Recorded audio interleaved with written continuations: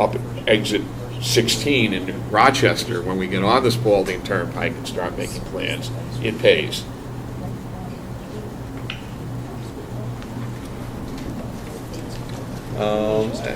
Yeah, I guess I'll just wrap up here. Again, down here is the breakdown of the different length or period times for the different projects. These have shifted around a little bit, but primarily the bulk are in this medium range, sort of that, what was it, 4 to 5, 3 to 5 year period. So I think that's all I had in my presentation. Again, I'm sorry, this was a very condensed overview of what we've done so far. I certainly encourage you to look through the memos and the actual project lists that were in your handouts. They provide a lot more detail and information about the individual projects. And again, this is a very expedited process here. We're trying to wrap this up basically by the third week in June. So yesterday, when we were meeting with IBI and some various stakeholders, IBI, our consultant, had told us that they would be willing to take comments and changes and basically any edits up through next Friday. So if I'll certainly make sure that they get these comments that we received here today. But if you look through the architecture and the plan again and have more comments, please send them to me. I'll make sure that they're passed along. Have people got the full version of the draft at this point, or they're both available on our website? Yep. I think that was part of the memo to include the link to where you can find it on our website. Very easy. If you scroll all the way down to the bottom of the website, it says new draft update, draft architecture, draft ITS strategic plan. Okay, Dan, is that are you complete on this? Yes, that is all I have. We'll also be having a quick webinar. We haven't scheduled it quite yet, but we're going to be going over the website. There's also going to be some visuals to go along with this for the architecture and the strategic plan. So as soon as we schedule that sort of webinar, we'll make sure that everybody's invited if you're interested. So, but that's okay. Quick. Yeah, under the expected benefits category, I was surprised not to see environmental benefits mentioned any place. okay. So if you could just take a look, it seems to me, if we're trying to get vehicles, the open road tolling kinds of things, transit, we shouldn't be ignoring the fact that these do have environmental benefits. Sure. Yep. Thank you. Okay. Mr. Chair, Martin? I just would like to say, if you read your memo in this, we're looking for information from the city of Rochester. You're not listed, and you really need to be listed. I know you have the signal coordination. I know maintenance is an issue, so please make sure someone to contact Dan so that we can get you into the system so that you're listed, because you do have elements. And the second thing is, if someone could help out here, I read several years ago about Strafford County Dispatch getting some type of new technology, and they were doing dispatching not just for the county but for multiple municipalities. And if it's other than manual dispatch and there's some type of technology involved in it, they should be listed as one of our stakeholders. So if someone can help send Dan or I to whomever we should speak to about this, I want to make sure, because I know they've made an investment in this and several towns are using Strafford County as their dispatch. So I just want to get that covered. That'd be Joe DiGregorio. That's right. Could you show me the drum on that? Yeah, and that's where I thought Durham was doing it, yeah. I believe the people you want to contact are at Strafford County facilities on, Yeah, that'd be Ray Brower. okay, He'd be the guy to give you the point of contact. okay. All right, I was going to go to Ray, but I was hoping to pick up another name. Okay. Okay, moving right along to item 5.2, which is the 2013 Unified Planning Work Program, and we'll give Dan a break and go to Mark. All right. I'll try to make this relatively quick. I did make a handout. It's the same exact thing that I have on the screen right now. I just wanted to give a quick update about what we expect to be doing, the work products that we have to do, the work products that we'd like to do, and then some of the other stuff that we're doing for fiscal year 2013, which will be starting July 1st. So I start out, this left column here, the blue section are the mandatory federal requirements that we are going to be working on this year. So just the beginning, this coming up very soon, we are going to begin updating our transportation improvement program to the 2013 through 2016 version, the next 4 years. Like we talked about earlier, Amendment 5 will be the last amendment for the 2011 through 2014, and this is the next iteration of the document. So we will be doing air quality analysis and the update of that document, and just below that in the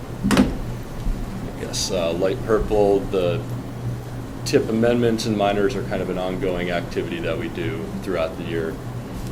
The Metro Plan update, this actually coincides with the tip update. We have to have or show financial constraint and air quality constraint for the Metropolitan Plan also. And that will be happening June through September, probably into October a little bit. We're going to have a new project list and basically just update all the dates. We'll be moving to, I believe it will be 2013 to 2040, which currently is 2011 through 2035. So we have some dates changing, and it's extending out a little bit further. We're going to be cleaning up the old projects, and looking forward to that. The Metro Plan chapters update, this is a little bit different. Not as much focused on the project list, but more focused on the actual document and the content. We have not had time to do a full update of the chapters in a while. The document was done very well the previous time that the chapters were updated, so it's still in pretty good shape, but it's our goal to update at least 1 or 2 chapters this upcoming year. Project solicitation, we went through this spring of 2011 was the last time. We'll be going out, meeting with communities again, updating our projects for the future of the long-range plan, and hopefully putting them into the database that Katie's helping out with right now. And creating a database for projects. That's an ongoing effort. It's going to be an ongoing maintenance effort, and we're really interested in getting it up and running. I think that there's going to be a lot of efficiencies that we see from that project. The ITS architecture, this is just the tail end of it here.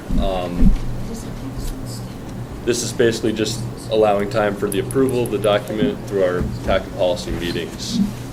The UPWP update, or Unified Planning and Work Program update for 2014-2015 will be happening probably December through March, and we'll be looking for approval from the state in June. The annual listing is an annual project, usually takes a couple weeks in December, and we'll be approving it in early January. TAC and policy meetings are ongoing. Gasset and 10-year plan, it's kind of an ongoing thing. Again, it will be, that's kind of tied into our Metro Plan project list. When that starts, it'll probably be the end of next year. We'll start prioritizing projects from that long-range plan, writing letters for Gasset, providing information for the Gasset committee, and for the 10-year plan update. The public participation plan, I believe we're looking to update that document at some point coming up soon. We have some new ideas thanks to a lot of ideas from the policy committee. So we're going to try to get that plan a little bit more up to date. I don't think we've done anything with it since I've been here, and actually yesterday was my 2 years here, so it's probably time to get an update. Yeah. What exactly is that? That sets our policy, I believe, for how we interact with the public, how we share information, how we communicate. I don't know when it was updated last, and I think that we have some new technologies and some new media just to. 07, 08. Was in it that 07, time- 08? Yeah, in that time frame. Yeah. Social And we media have will be showing we that. have Yeah. Twitter now. Yeah. I don't know if we have a blog quite yet, but I think that's something in the plans. But we have some new ways of communicating. We want to get those in there. Maryland is pretty much done with the Title VI environmental justice document, and we're looking forward to getting that approved, to do a review of it. I may have added a few more months than we need for that project, but that's on the plan. Our next section in the pink here, these are pretty much data collection efforts that we're going to be doing. We anticipate doing in 2013. The travel demand model update, I don't know the schedule for that. I think Dan's the expert on that. I don't know. Is that kind of an ongoing? Yeah, we've started talking with our consultant RSG on that already, and they've given us a few tasks to start working on. So we've really already started with this, but we were originally in a rush to do this, but since we found out that we don't need to do these model updates in time for this summer's air quality conformity, it's been sort of slowed down a little bit. We can take our time with the update and don't really have to get it done until really the next conformity in 2 years. So we can really take our time. Ed? Well, Can you just give me a little description of what you mean by environmental justice? That is a federal term, I think, it's basically talking about social equity, how we're including everybody in our planning process, how we're planning for all different demographics and socioeconomic groups, so we're not focusing on any one particular group. And I think it also goes into how we engage these different populations of people, and just sets our policy for those activities. Could you explain the environmental part, how they go together? I don't know why they call it environmental justice. Cynthia. Go ahead, Brett. Well, Brett, go. in our world, the environmental justice part is related to the old practices that we might have seen where you'd locate a facility that produced a lot of emissions in a low-income neighborhood or a that situation. Cynthia? Exactly. It's about pollutants and the location. Yep. Just to elaborate a little bit, we had a discussion in Rochester a couple of days ago, sort of talking about that concept in terms of the whole Grand State Future concept. And we looked at populations that might not otherwise get incorporated into the discussion. And so we identified, for example, young people many times, people from schools are not brought into discussions about quality of life, how they want their community to develop. Rochester has a lot of mobile home parks. There may be ways in which we can initiate connections with folks in those mobile home parks because they may have some unique or different kinds of needs because of the way that development tends to get clustered. The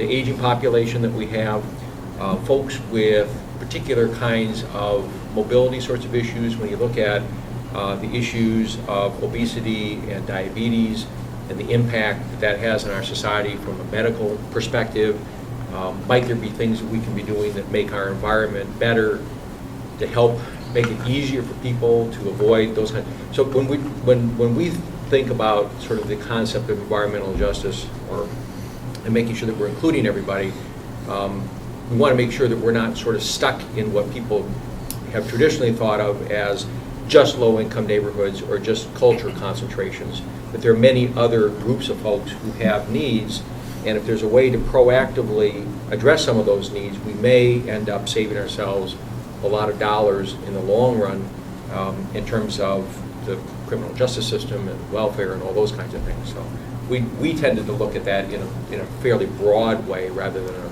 a more concentrated way. Thank you. Ed? You had mentioned this Granite State Future Agreement, what is that? I'm sorry? The Granite State Future Agreement, what is that? That has to do with the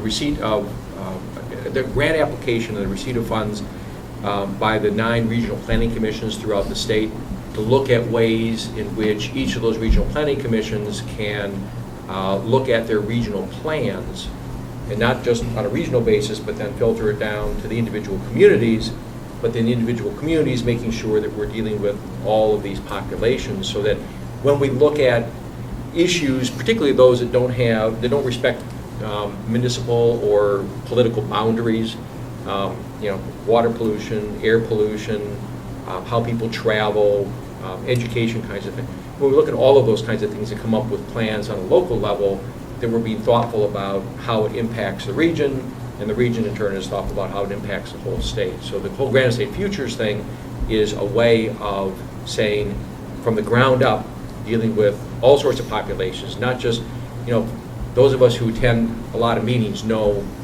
by first name many times the people in the community who typically participate. There's that small group that is fairly vocal and participates. And part of the issue here is to make sure that when you're talking about planning, that you're bringing in a much larger group. Thanks. That was previously, what, the Sustainable Communities Initiative? It's been renamed? Yes, yeah. Well, to more accurately reflect what we're trying to do. Yeah. Mark? All right. Question?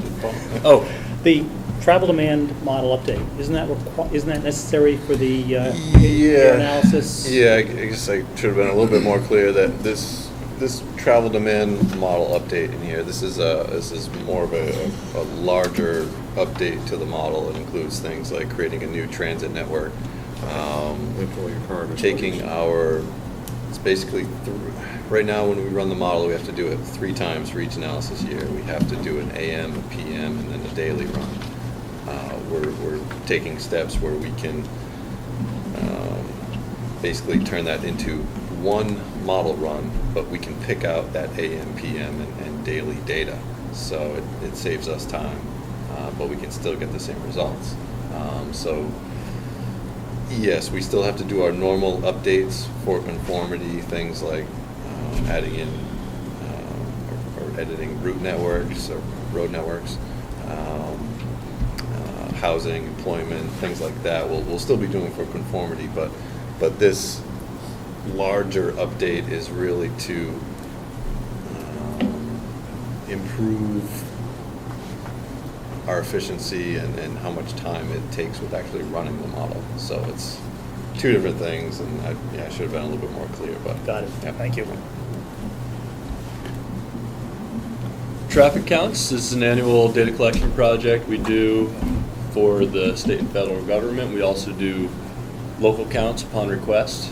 Those are, I guess, nice weather months kind of activities that we do. The park and ride case study and toolkit. This is actually not part of our planning funds from the Unified Planning Work Program. It's another pool of money, another contract, but very related to transportation. That's going to be an ongoing project until the end of fiscal year 13. Along with our access database, we are hoping to do a free flow versus delay data collection study this summer and probably extending into the next few years. And basically what this is going over or driving our primary commute corridors, so your 125, 108, Route 4, 152, 202, driving them during, or we could calculate the drive time using the speed limit for free flow time, which would be when there's no cars on the road. For the peak hours, which are, we need 2 different times, AM and PM peak hours, so we're getting all that commuter traffic on there. And then probably an average one, kind of around 1 o'clock or noon, sometime in that area. And this is really to understand beyond just level of service on a road, because during peak times we can expect a lower level of service than during other times of the day. But how much of a delay we actually have during those peak hours and what is acceptable to us and how that relates to, our crash data, how that relates to our access point data that we've been working on. And so this is going to be really interesting and I think important project for understanding our primary commuter corridors a little bit better, and it's going to get us some of that baseline data so we know what our leverage points are for, spending our money, choosing projects, getting the most efficiency out of these roads that we can. The culvert study, this is an ongoing study we've been doing over the last few years, doing culvert inventories for all the communities. I think we're looking for communities this summer. We're finishing up Somersworth and we're doing... Yeah, we're gonna be finishing up Somersworth. We started in Somersworth last summer, but we didn't have a chance to finish up before the winter came. So I guess with culverts and traffic counts as well, if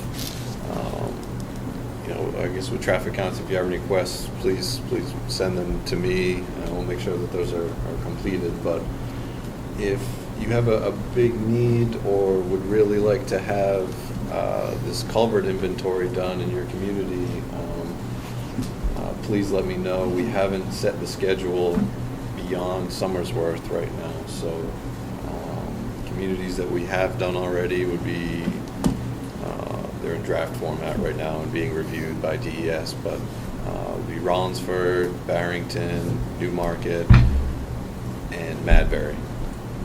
So those are currently being reviewed. Once DES has gotten back to me, send them out to the town, and then we'll go through that review process. But again, beyond Somersworth, if you'd like to have a culvert inventory done, just let me know. Ryan? That was my question. Do you just count culverts, or you report the condition of them? Or? Yeah, some basic attributes that we collect would be the condition, the size, the diameter, also the length, slope, some of the environmental conditions around the culvert, whether or not there's some kind of bank armoring or beaver dams. Exactly, yeah. If there's been a lot of erosion. I've got some real issues on that with you. Okay. Yeah. But yeah, it's a pretty comprehensive inventory. It actually started in Vermont, and then DES kind of took it over with their fluvial geomorphology program, and we've kind of taken it on and see it as a valuable tool for communities. So, thank you. Yeah, Dan and I actually went to a conference down in Boston last week or 2 weeks ago about, there was a presentation about this project in Vermont, especially after Irene. As we know, our area has a lot of old infrastructure. We've been established for a long time, and a lot of this infrastructure is undersized and maybe not appropriate for the conditions that we have today. So, for hazard mitigation plans, so that we have appropriate size culverts listed in those plans, for to receive FEMA money to after a disaster, and to have some resiliency against disasters. This is a really important project, and it can save communities a lot of money. So when they're going back in to replace a culvert, they know what size culvert they need to put in. They know where their, where the fragile or where their fragility is in their culvert system, and it can really save a lot of money in the long run. And that was one of the big issues in Vermont after Irene, and that's why you saw a lot of road washouts and other issues on these roads where culverts were undersized and the road got undercut and just pretty much swept away. And if we... sorry. I'd like to add something. I just learned at another meeting we had last week. I was unaware of it. And this ties to what they're doing. First and foremost, it's a lot more than just counting or inventorying. I think everybody got that. But one thing I was unaware of until last week, highway design includes decisions that have to address, is it better to have the road wash out or lose the bridge? Guess which always loses in that equation? So some of these roads are in fact designed even with the culverts, so they will wash out rather than lose the bridge, because you can repair the road. It's a lot harder. I just learned that literally last week. Oh, that's interesting. If we have time this summer, if we get all of these other things done with our data collection efforts, we would also like to do a sidewalk inventory, and we anticipate, some of that can be done using aerial photography that we have, but some of that's also going to have to be confirmed on the ground. So probably, again, another summer month, nice weather month study that would be. Is that on request? If we have time for it, we would probably announce that later in the summer. I think that Northwood, because they're doing the scenic byway and that's part of the Yep. corridor management, that would be right at the top. Yeah. Yep. Along with the other scenic byway communities, so. And so this kind of yellow category here is just the other activities that we do that we will continue to do with our UPWP funding, and this stuff is a little more dynamic. It's, responding to DOT requests, responding to local requests about information, our meetings and work with Acton Coast and Wildcat, Bike Walk to Work Day, which is today. Yeah, it's this morning. There were a number of events around the region. Congestion mitigation and air quality and transportation enhancement rounds. If they become available, we will be working diligently on those with communities, helping with grants, providing data. Safe Routes to School, there's actually a Safe Routes to School grant round number 6, opening. There's going to be an announcement about when it's opening very soon. They're expecting to have about $1 million or $1.5 million to probably, I think it's going to be more like $1 million to split up between all the communities. Round 5 was very competitive. We had, I believe, 1 award in our region to Durham, and we look forward to helping any community that's interested with applying for a grant with that program. And our final project that we definitely will be doing, but is not mandatory, is scenic byways. We have 2 going on right now, and I believe is the Mills Scenic Byway, Historic Mills, is that in for to be The approved? Mills has or? been waiting for the City of Dover support letter. Okay, So it's ready to go. it's ready to go. We and then, see that the city council signed off. We're just waiting to receive the support letter. Okay, great. And so that's our anticipated work schedule. It may be a little bit aggressive, but we plan on having a lot of this done. We have more staff members right now than we've had in a little while, and we've been getting a lot of work done, so really looking forward to this next year. If there's any questions or anything about this or comments, I'd be happy to. So you have a full schedule for Katie? Oh yeah, we got some work to I was do. thinking She's- she will know the county very I don't want well. her slipping around. I had a question on this, waiting on the House and the Senate Federal Transportation to pass the reauthorization plans. So that's the funding issue. And once that's made available, then we're able to get funding for T&E and Tiger and ITS, which seems to be the hot topic. We can piggyback projects using ITS. Is that something that's a possibility? It depends which version of the bill goes forward for reauthorization. So there's been some combining of programs in the Senate bill and the House bill, and now they're in committee of the House and the Senate working on it, and so some programs are no longer going to be set-aside programs, individual standalone programs. The monies will be blended, and then when we see what the final results are, then we'll know whether we have a TE program and a CMAC. So far, the CMAC has been left alone, and the transportation enhancement has been more vulnerable.